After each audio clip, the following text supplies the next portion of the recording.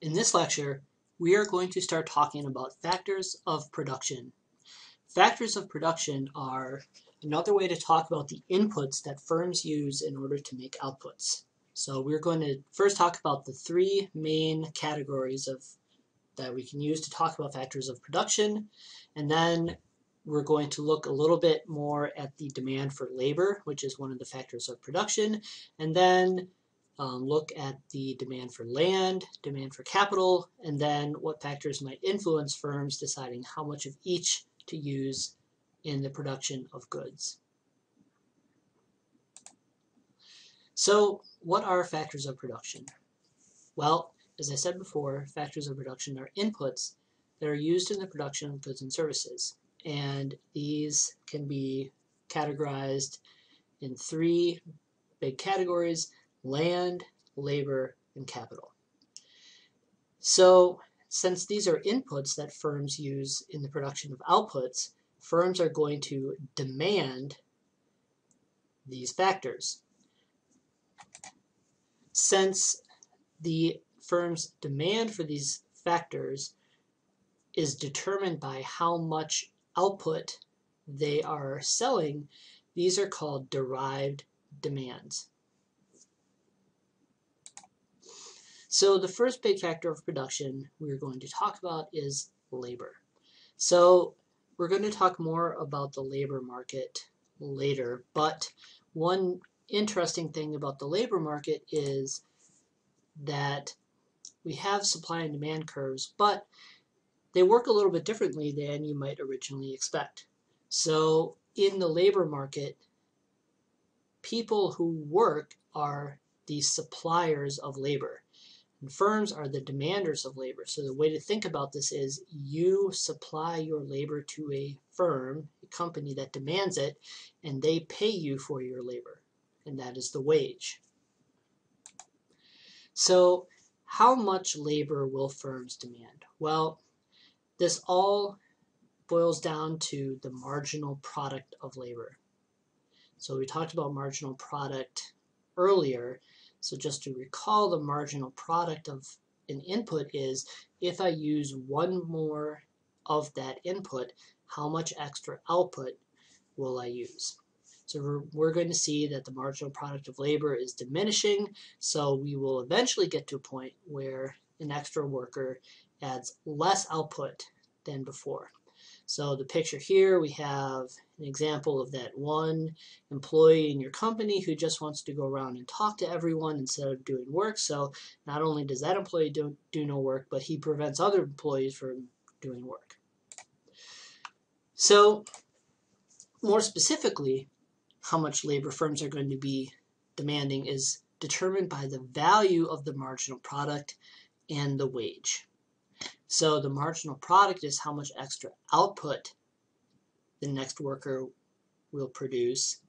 The value of the marginal product is how much revenue that extra worker is going to produce. So we find that by multiplying the marginal product of labor by the price. So that tells us, again, if we hire one more worker, how much extra revenue will that worker generate? So here is a table that kind of shows an analysis that a firm might undertake in determining how many workers to hire.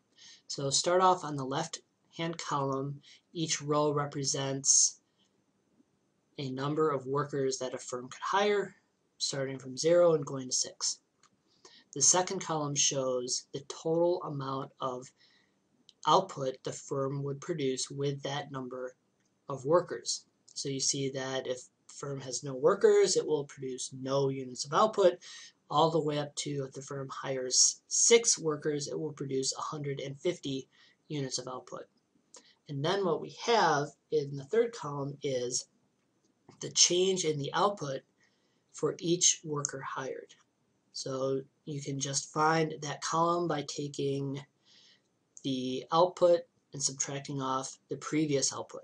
So for example, going from 1 to 2 workers, we go from 50 meals to 90 meals. That is a 40 unit change. Then we find the value of the marginal product by multiplying column 3 by the price. So if each meal costs $10, then 40 times 10 gives us 400. In column 5, what we're going to do is compare the value of the marginal product against how much it's going to cost the firm to hire that person. So here we have the daily wage as being $100. So let's think about the firm's decision here. The firm is going to decide, well, how many workers should I hire? I want to hire workers until the benefit, the marginal benefit to hiring the next worker is just equal to the marginal cost of hiring the next worker. So what we do is compare columns 4 and 5.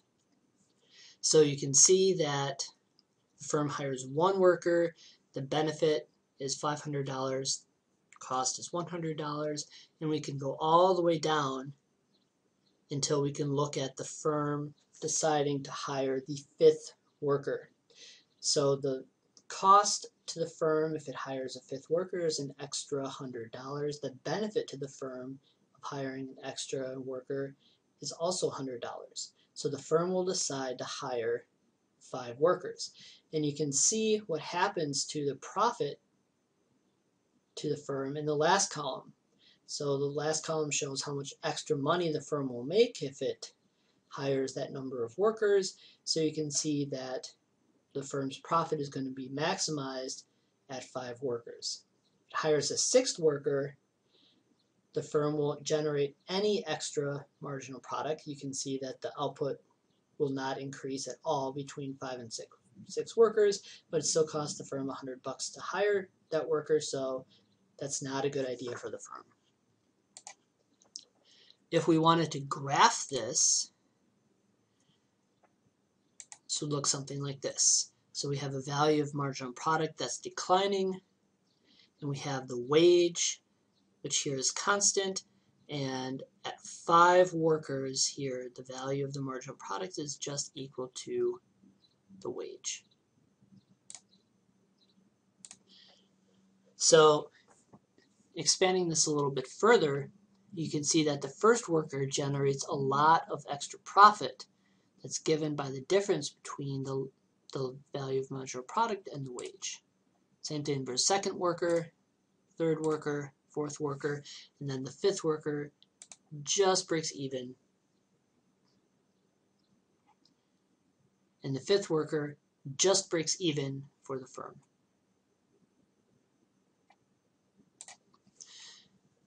Okay, so we have a firm's demand for labor.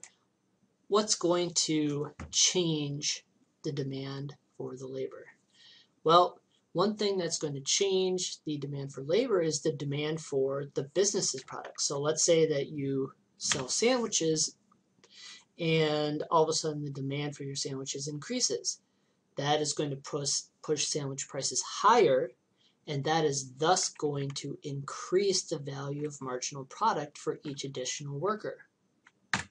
So that will mean that will change your calculation of what number of workers will make the value of marginal product just equal to the wage, and that would mean that your demand for labor will increase.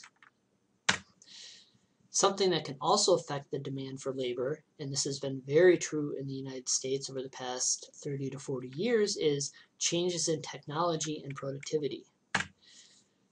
So over the last 40 years, a lot of jobs that used to be done by people are now done more cheaply by new technologies. So sometimes new technologies will decrease the demand for labor. So in this way, you could think of sometimes technology and labor are substitutes. So the price of technology goes down, the demand for labor also goes down. But technology and labor can also be complements. So a lot of professional fields like lawyers and other fields that use computers a lot, computers have been complementary to those fields. So the price of computers has gone down. The demand for these kinds of jobs has gone up. So if technology replaces labor, is that a good thing or a bad thing? Well, it's certainly a bad thing for the workers that lose their jobs. But it's also a good thing for the rest of society. So the rest of society enjoys goods that are less expensive, and that makes a difference for a lot of people who maybe don't have so much money. Products are often cheaper, and they are better, and in the long run, a lot of the workers that lose their jobs in the short run can find other jobs. And one thing that we can also do as a society, if we want to, is we can enact government policies to help workers that lose their jobs find new jobs, get retraining. We can also enact unemployment insurance, all of these things to help workers that in some cases are just unlucky that technology happens to replace their job. Okay, so we can actually take all of this information that we've come up with and draw a labor demand curve. So demand curve is downward sloping, and hopefully you recall that you have a price for a good, and at that certain price, the demand curve will tell us how much of that good will be demanded. If the price changes, then the demand curve will tell us how much the quantity demanded will change. But if something else changes, then our demand curve will shift out. So this first shift out could be possibly due to an increase in demand for the final product. That's the sandwich example. Or it could be an example of the increased demand for lawyers due to computers. Or actually economists are another good example of this. More computers equals more data and more ability to run statistical models. Higher demand for economists. Something could also change in the other direction, which would shift the demand curve in. This is your example of a lot of new technologies replacing some manufacturing jobs.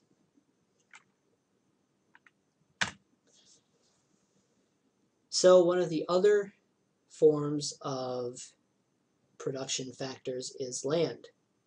So supply of land is mostly fixed unless you are like Dubai and can build your own new land. So if the supply of land is fixed, then the supply curve is going to be perfectly inelastic. There's always the same amount of land, no matter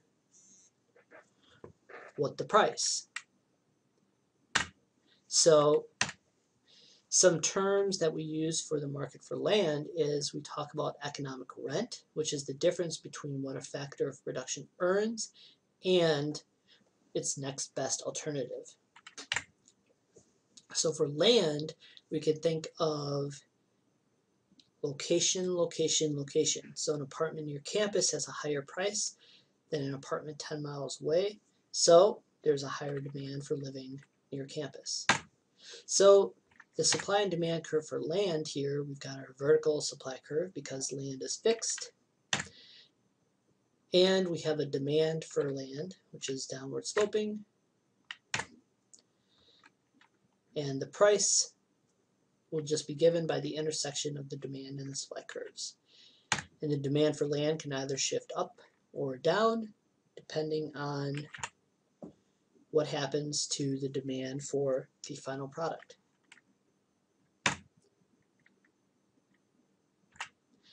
So our last form of factors of production is capital. And here capital in economics we use very broadly. So that's basically anything that is any sort of technology or machine that is used in the production of a good. So the demand for capital is also a derived demand like labor. So we will have a market analysis for the demand for capital, much like the analysis for the demand for labor. So, when do firms use more labor, land, or capital? Well, that is given by the value of marginal product per dollar spent on each of the three inputs. So if the firm is going to spend more on its inputs, it's going to spend so that it gets the most bang for its buck. So less productive inputs are going to be used less, more productive inputs are going to be more. And you can think about this in terms of why international trade exists. So countries with cheaper or more productive labor will tend to use more labor. Countries that have cheaper and more productive capital will use more capital. So we could look at this type of analysis for a company in this table here. So in column 1 we have the 3 factors of production. In column 2 we have the value of the marginal product for each of those factors. In column 3 we have the wage or the price of those different factors, and in column 4 we have a way to compare the value of the marginal product and the price of that factor. So we've just taken the value of marginal product and divided by the price, and that gives us basically a bang for your buck. So $450 divided by 15 is 30, $125,000 divided by 5,000 is 25, $40,000 divided by 1,000 is 40.